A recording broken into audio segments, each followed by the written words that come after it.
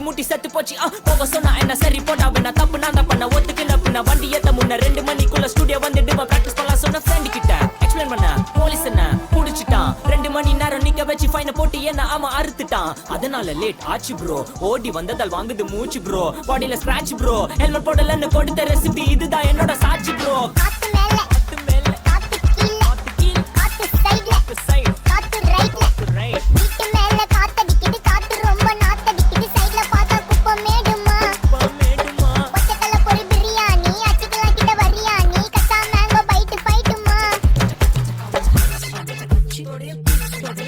I'm a